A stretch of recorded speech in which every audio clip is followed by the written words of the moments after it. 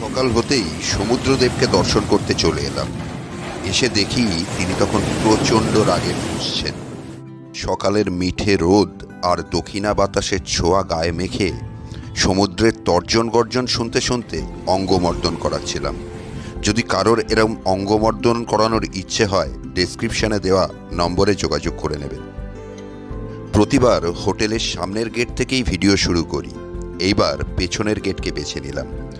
সমুদ্রে এখন ভাটা চলছে, অনেকটা দূরে সরে গিয়েছে সে, দেখা যাচ্ছে তার বিস্তীর্ণ বেলাভূমি।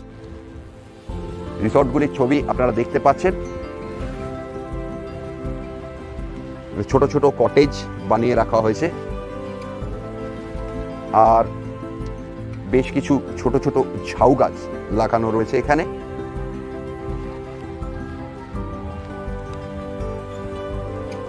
প্রতিটি বারান্দার সঙ্গে লাগোয়া চেয়ার রাখার ব্যবস্থা আছে এখানে। আর এই একটি রয়েছে বাচ্চাদের চড়ার জন্য একটি ঢেকি এখানে দেখা যাচ্ছে, আর রয়েছে তিনটি পরপর সাজানো দোলনা।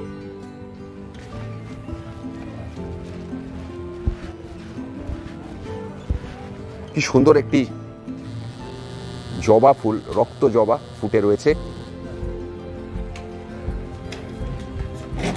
দে মা শ্যামা আমায় দেখা, দে মা শ্যামা আমায় দেখা।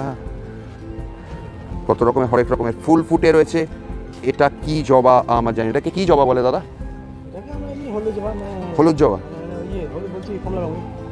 আচ্ছা, পঞ্চমুখী জবা এটা। আচ্ছা, এটা পঞ্চমুখী জবা। এটা গোল্ডেন বিচ রিসর্ট। এই রিসর্টটায় আমার মানে ভিডিও করতে আসার জন্য আমি এই মন্দারমণির এই রিসর্টটায় 2 থেকে 3 বার এসে গেলাম। মানে এখানে এত ভিড় থাকে যে এখানে মানে ভিডিও করার জন্য একটা রুম তো দরকার, যে রুমটা আপনাদের দেখাবো। তো সেই রুমটা দেখানোর সময়ই পাচ্ছিলাম না। সেদিনকে রাত্রে এলাম, রাত্রের ভিউজ নিলাম, বাট ঘর কোনোটা খালি ছিল না। আজকে এখান থেকে খবর করলো যে একটা ঘর খালি হয়েছে, এখনও সেটার ওয়াশ হয়নি, হয়নি, মানে নট ক্লিন।